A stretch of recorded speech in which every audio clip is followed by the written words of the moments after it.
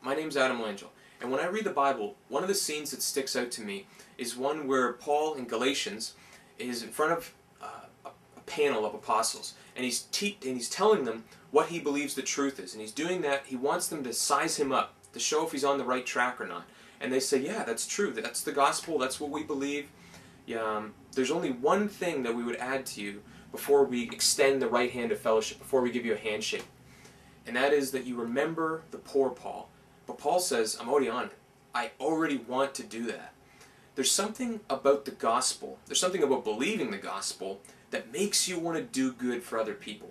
You probably already know what I'm talking about. Every once in a while, when you think about it, or when it dawns on you, God loves me.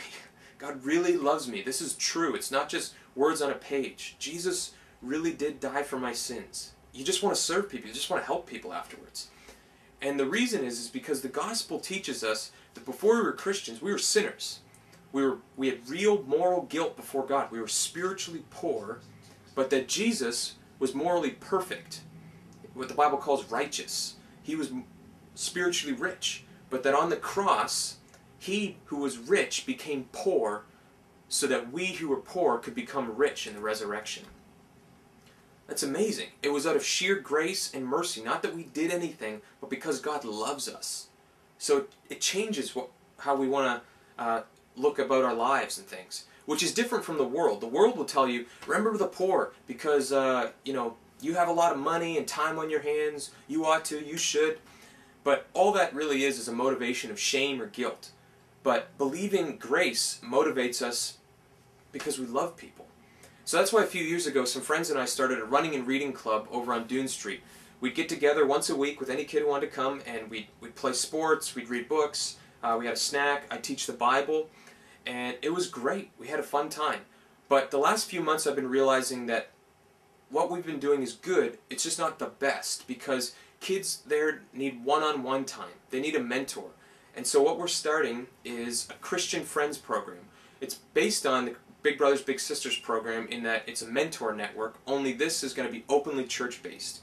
So the way it'll work is anybody who signs up, I'll assign them a friend, and then it's up to you to meet up with them. And you can invest in them, you can spend time with them, and you can take them to church, you can take them out for a hamburger, you can play catch, you can help them with their homework.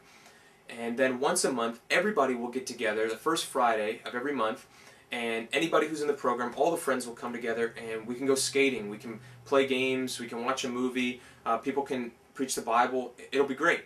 So that way we're killing two birds with one stone. We're doing the activity, but we're also doing the one-on-one time, which is so important because a lot of the kids, they don't wear the right clothes.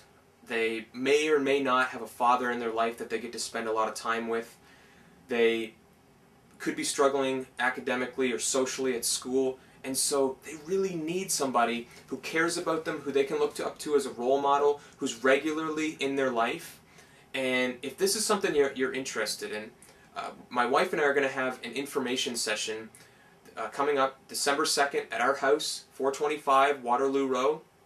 And that night, anybody who's interested, anyone who's watching this, you can come out and we're going to brainstorm, we can pray, I can give you more specific details. And basically, once I know how many people want to do this, then I'll go to the parents I know over on Dune Street and I'll partner you up with your specific friend, and then at a future date, a Friday night, we'll all get together for our official kickoff, and then I'll introduce you to who you're going to be friends with. And then after that point, it's up to you throughout the month to hang out with them as you see fit, and you can go to their parent or guardian and find out what schedule works for you. And then, like I said, every month we'll all get together. So we'll do this until the end of June of 2012. We'll take the 2 months off, and then we'll start back up in September after summer. So again, if this is something that you want to do, please come out to the information session December the 2nd. My phone number is 451-3667. You can leave a message and add me on Facebook, Adam Joel Langell, and I can make an event, and that would probably be the easiest way to get in contact with me. Thanks for watching this, and God bless you.